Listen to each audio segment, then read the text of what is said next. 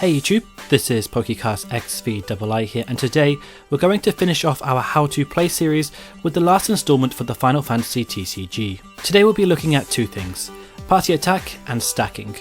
Let's start with party attacking, since it is the easier of the two. Quite often you may find yourself in a position where you may have several forwards in play, but your opponent has that one big forward and is preventing you from dealing any damage to your opponent. If your forwards are the same element, you can do what's called a party attack and combine their power together to deal a bigger sum of damage. You can combine 2, 3 or even 4 forwards together, but again, they do have to be the same element. Let's say your opponent has a 9k, but you only have 2 forwards with less attack. In this case, let's say 2 5ks. By combining the 2 5ks, you create a 10k attack, which would then be enough to get over your opponent's 9k forward. At this point, your opponent has 2 options, to block or to allow the damage to go through. By blocking, they would sacrifice their forward, however, they would then be able to place 9k of damage on either of the 2 forwards in any way they please. For example, they could break one forward and then deal 4k on the remaining forward that's still alive. Once the attack is complete, any forwards that you've attacked with that were involved in the party attack are then dulled. So that's party attacking, and it's pretty straightforward, but let's move on to stacking.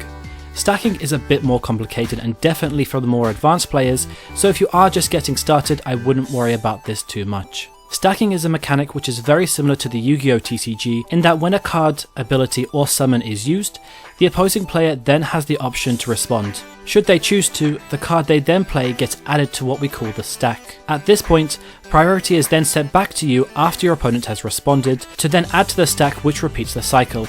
The cycle repeats until a player is no longer able to put down any more cards. Once the stack is confirmed, each card is then played in reverse order from the top to the bottom. This starts with the last card played and the stack works backwards. So for example, if the last card played in the stack was an Ifrit, this would then activate first, then the following card would then activate, and so on.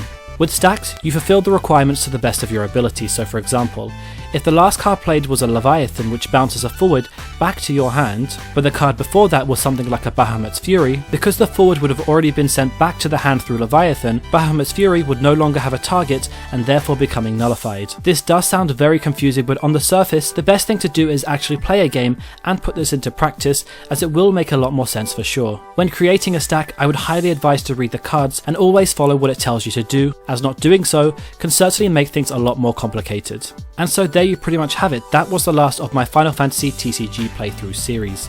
I may in the future make some more sub-chapters, but for now, I think we've covered most of what needs to be covered to get you started. Again, be sure to check out the other installments if you are wanting to learn how to play, or alternatively, you can check out the channel for more Pokemon related content if that is your thing also. Thank you very much for watching, and I will see you all soon.